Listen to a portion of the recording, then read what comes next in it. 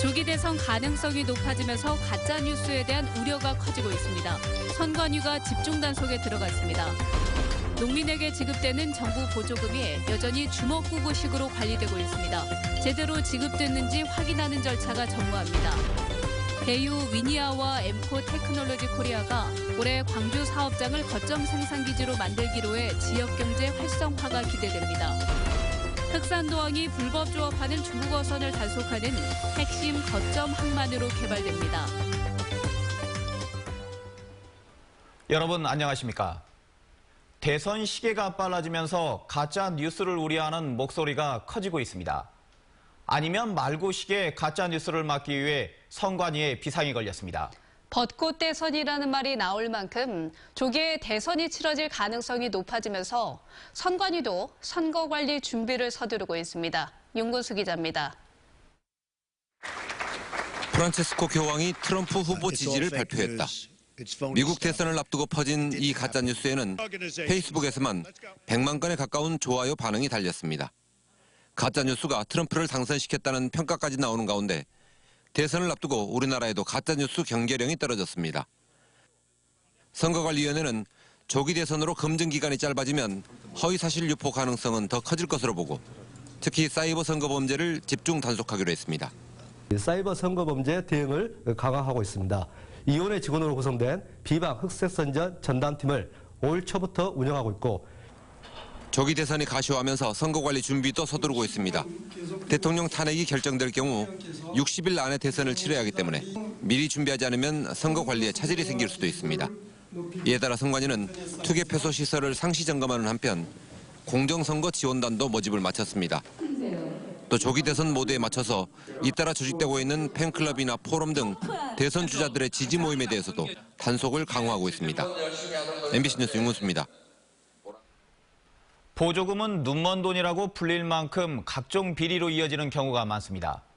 자치단체가 일선에서 보조금 집행을 철저하게 관리하면 문제가 개선되겠지만 상황은 그렇지가 못합니다. 김진성 기자입니다. 신안 하이도의 한 마을 이장이 관리하는 공용 통장입니다.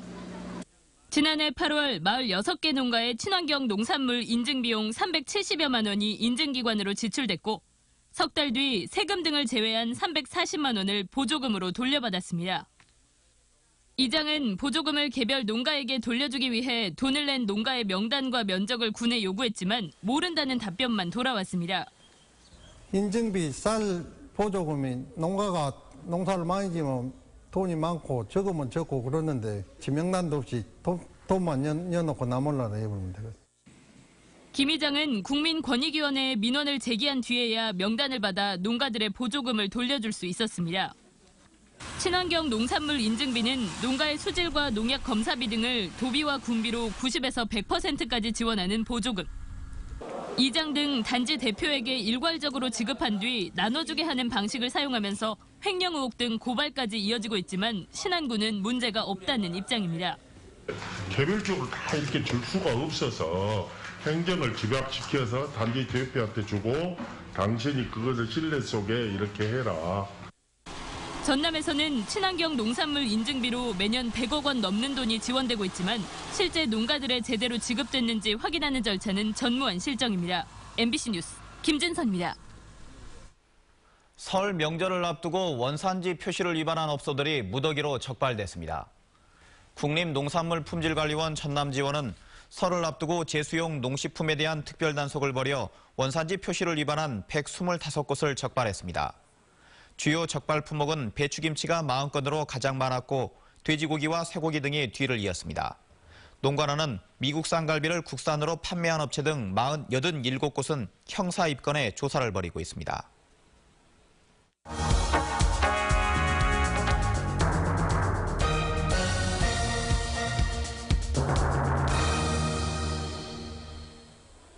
지역 경제가 어려운 가운데서도 올 한해 기대가 되는 두 기업이 있습니다. 두 곳 모두 광주 사업장을 거점 생산기지로 강화하고 있어서 지역 경제 활성화에 기여할 것으로 보입니다. 이재영 기자입니다. 김치냉장고 팀체로 유명한 대유그룹이 지난 2015년에 신축한 공장입니다. 전기밥솥과 에어컨, 공기청정기 등 소형 가전을 생산하고 있습니다. 계획대로라면 오는 7월까지 충남 아산의 대유 위니아에서 대형 프리미엄 냉장고 라인이 광주로 이전합니다. 광주를 거점 생산기지로 만들어 종합 가전업체로 발돋움하겠다는 구상입니다. 협력업체의 공급 능력이나 캐파 이런 거를 볼 때에는 저희 광주 지역의 환경이 상당히 타 지역보다는 좀 낫다고 저는 생각되어집니다. 400여 명의 직원이 있는 대유 위니아가 광주로 오면 협력업체의 동반 이전도 예상됩니다. 이 경우 지역 내 가전 대기업과 함께 상승 효과를 일으켜 고용이나 생산 증대 등이 기대됩니다. 우리 광주가 가장 중요한 가전의 어떤 강국의 어떤 생산 기지가 된다. 종로에 있던 삼성가전이라든가 동부대우가전이라든가 그런 것 시너지 효과가 분명하게 날 것이다 생각을 하고 있고요. 세계적인 반도체 패키징 기업인 엠코테크놀로지 코리아도 광주 사업장의 비중을 높이고 있습니다.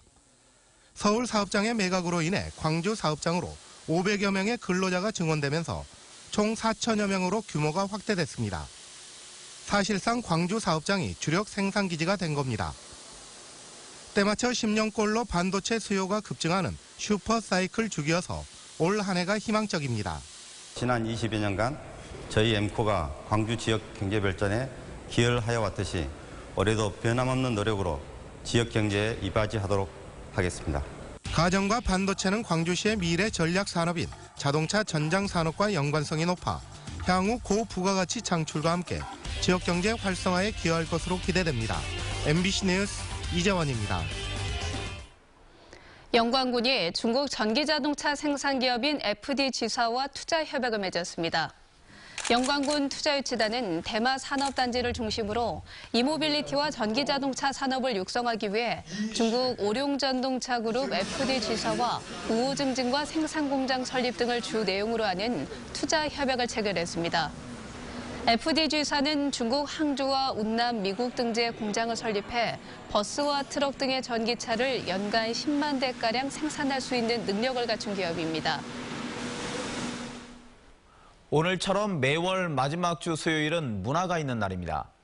올해는 더 많은 사람들이 생활 속에서 문화 공연을 즐길 수 있도록 문화가 있는 날이 확대 운영됩니다. 이미지 뉴스 리포터입니다. 사람들이 바쁘게 오가는 고속버스 터미널에 재즈 밴드가 등장했습니다. 갈 길을 재촉하던 사람들이 잠시 멈춰서 생활 속 문화 공연을 즐깁니다. 이런 거 있는 게 기다리는데 시간도 이렇게 잘 보낼 수 있고 저는 괜찮은 것 같아요. 그동안 다소 멀게만 느껴졌던 문화를 생활 속에서 쉽게 접해보자는 취지로 만들어진 문화가 있는 날. 시행 초기엔 프로그램을 아는 사람의 30%만 참여했지만 지난해엔 43%까지 늘어나는 등 반응이 좋아서 올해는 더욱 확대 운영됩니다. 문화체육관광부는 전체 사업 운영비를 지난해보다 10% 오른 162억으로 책정했고 지역에 특화된 문화 프로그램도 2배가량 늘려 다양한 문화 행사를 더 많은 사람들이 접할 수 있도록 했습니다. 작년 우수 사례로 꼽힌 문화 프로그램은 올해도 지원을 받게 되는데 이외에 지원을 희망하는 문화단체나 개인은 다음 달 8일까지 계속되는 공모를 통해 참여할 수 있습니다. 지역 예술단체, 기획사 관련 관계자분들한테 적극 홍보를 해서 우리 지역의 많은 단체들이 공모에 선정될 수 있도록 좀 이렇게 지원할 예정입니다. 올해 처음으로 전국 1,800개 행사장에서 돛을 올린 문화의 날. 커진 문화판을 제대로 즐기는 건 시민들과 관객들의 몫으로 남았습니다. MBC 뉴스 이미지입니다.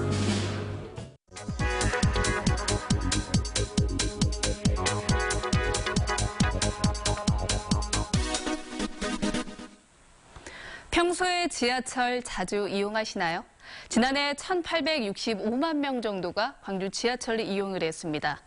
하루 평균 5만여 명이 지하철을 탄 셈입니다. 그렇다면 시민들이 가장 많이 들르는 역은 어디일까요? 바로 금남로 사가역입니다. 한 해 이용객이 190만 명으로요. 이용객 10명 가운데 1명이 이용을 하고 있습니다. 광주 도심의 중심이기도 하고요. 또 어르신들이 자주 찾는 광주공원이 자리하고 있기 때문입니다. 대학병원이 위치한 남광주역과 금융의 중심으로 떠오른 상무직으로 가는 상무역 이용객이 다음으로 많았습니다. 특히 광주 송정역의 경우에는요. 2015년 KTX가 개통을 하면서 이용객이 급증을 했습니다. 2014년 93만 명에서 지난해 141만 명으로 2년 사이에 이렇게 50만 명 정도가 늘었습니다. 연간 이용객 증가율이 1% 정도에 그친 것과 비교하면 눈에 띄게 증가한 겁니다. 카드뉴스였습니다. 우리 해역에서 불법 조업하는 중국 어선이 갈수록 늘어나고 있습니다. 이 같은 불법 조업을 최전방에서 단속하고 예방하기 위해 흑산도항이 핵심 거점 항만으로 개발됩니다. 김양훈 기자입니다. 10여 척 이상씩 묶고 다니며 단속에 맞서는 중국 선단들. 각종 흉기와 물건을 집어던지며 저항합니다. 중국 어선의 불법 조업은 주로 우리 측 배타적 경제 수영 내에서 이루어집니다. 하지만 해경과 서해 어업 지도선 부두가 있는 목포항에서는 200km 이상 떨어져 있습니다. 24시간 현장 근무를 하고 있지만 신속한 추가 대응이 어렵고 기상이 악화될 경우 피항할 것도 마땅히 없습니다. 오늘 상시 3척에서 4척을 배치하고 있습니다. 하지만은 야간이라든가 기상 악화 시에 어떤 피항을 해가지고 그쪽에서 회복해서 다시 나올 수 있는 어떤 장소가 없기 때문에 해양수산부가 흑산도항을 우리 영해를 지키는 핵심 거점항으로 개발하기 위한 사업에 착수했습니다. 카페리선 부두를 개보수해 260m 길이의 해경 전용 부두를 만들고 어업 지도선 부두 100m도 신설합니다. 5,000톤급 해경 경미함정과 대형 어업 지도선 접안이 가능해지고 단속 어선이 흑산도항에 상시 대기할 수 있습니다. 흑산도항은 매우 중요한 항만입니다. 국가 안보 및 영해 관리를 위한 핵심 거점 항만으로 집중 개발해 나가겠습니다. 해수청은 올 연말까지 실시 설계를 마치고 2020년까지 해경과 어업 지도선 부두 조성 공사를 마무리할 계획입니다. MBC 뉴스 김양훈입니다. 검찰이 이용부 보성군수를 소환해 고강도 조사를 벌이고 있습니다. 광주지방검찰청 순천지청은 오늘 오후 이 군수를 소환해 자택용지 매입 의혹과 비축제 과정의 부정 관련 여부에 대해서 6시간째 조사를 벌이고 있습니다. 이 군수는 지난해 7월 자택 시축용지를 헐값에 사들이고 건축비를 시가보다 낮게 산정해 뇌물을 수수한 혐의로 검찰에 송치됐습니다. 지명 수배 사기범이 경찰 호송 도중에 달아났습니다. 광주 서부경찰서에 따르면 사기 혐의로 지명 수배된 45살 윤모 씨가 오늘 새벽 음주운전을 하다 적발돼 경찰서로 이송되는 도중 감시가 소홀한 틈을 타서 달아났습니다. 경찰은 윤 씨의 행방을 추적하는 한편 현장에 있던 경찰관을 상대로 경위를 파악하고 있습니다. 민주당의 김부겸 의원은 광주 전남 언론포럼의 초청토론회에서 야권 공동후보를 통한 연립정부만이 정권교체와 시대교체를 이룰 수 있다고 말했습니다. 김부겸 의원은 야권이 단결하지 못하면 정권교체를 장담할 수 없다며 이같이 밝히고 지역주의의 벽을 넘은 자신이 호남의 지지를 받아 대한민국을 변화시킬 수 있다고 주장했습니다. 소비 심리가 7년 10개월 만에 최저치를 기록했습니다. 한국은행 광주전남 본부에 따르면 광주전남 지역 소비자들의 경제 심리를 종합적으로 보여주는 1월 중 소비자 심리지수가 88.4로 조사됐습니다. 이는 금융위기 직후인 2009년 3월 이후 7년 10개월 만에 가장 낮은 수치로 소비 심리가 급격히 위축되고 있음을 의미합니다. 광주시가 노동청과 중소기업청 등 일자리 관련 기관들과 회의를 열고 정부에 제출할 일자리 창출 사업을 논의했습니다. 이 자리에서 참석자들은 지역의 주력 산업과 일자리 창출 지원 사업을 연계해야 실제 일자리가 늘어날 수 있다며 맞춤형 인력 양성 사업을 제안했습니다. 광주시는 제안 내용을 반영해 지역 혈신 프로젝트 사업 계획을 확정한 뒤 정부 공모에 제출할 예정입니다. 광주시가 맞춤형 청년 정책을 추진하기 위해서 청년 계층의 실태를 조사 연구하기로 했습니다.